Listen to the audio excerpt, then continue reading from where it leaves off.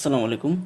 মৌলিক সংখ্যা নিয়ে আমাদের যে কোনো জব পরীক্ষায় প্রচুর অঙ্ক আসে।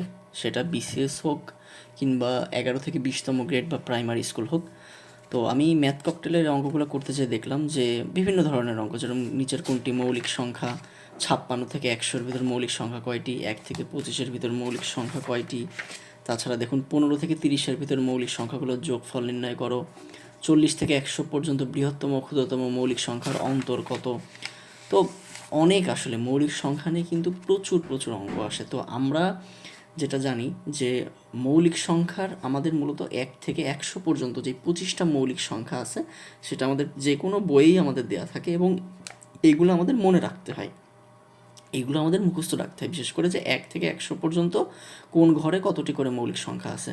তো এই মনে রাখাটা বিষয়টা অনেকের জন্য একটু কঠিন হয়ে যায় যে 1 থেকে 100 পর্যন্ত কোন ঘরে কতটি মৌলিক সংখ্যা আছে কীভাবে মনে রাখবো। তো আজকে আমি খুবই একটা সহজ পদ্ধতি আপনাদের দেখাবো। সো আপনারা আমার খাতাটা একটু ফলো করেন। আচ্ছা, তো আমরা জানি 1 থেকে 100 পর্যন্ত আমার মৌলিক সংখ্যা হচ্ছে 25টি, তাই না? আচ্ছা, তো আমি যদি একটা ছক আঁকি, ধরেন এখানে হচ্ছে আমার 1 থেকে 10,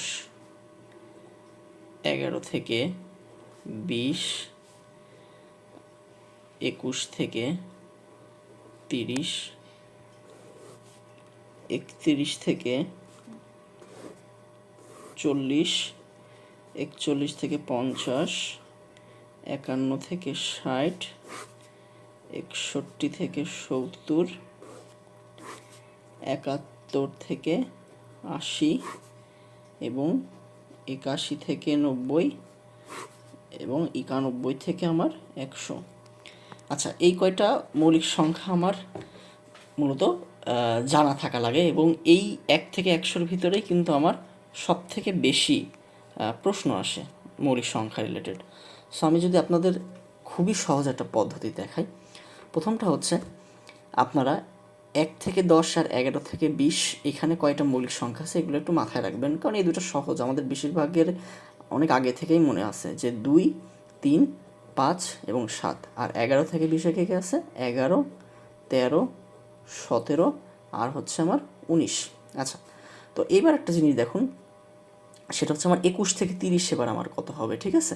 আচ্ছা, মনে রাখবেন 21 থেকে 30-এর ঘরে যখন আমি যাব, সো আমি প্রথমে 3-এর ঘরেরকে নেব, যেরকম 23, এবং লাস্টেরটাকে নেব, 19-এর বদলে আসবে 29।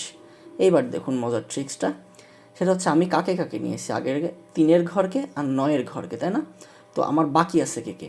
1-এর ঘর আর 7-এর ঘর। তাহলে পরেরটা হবে আমার 1-এর ঘরের মানে কি 31 এবং 7-এর ঘর মানে কি হবে 37, ঠিক আছে?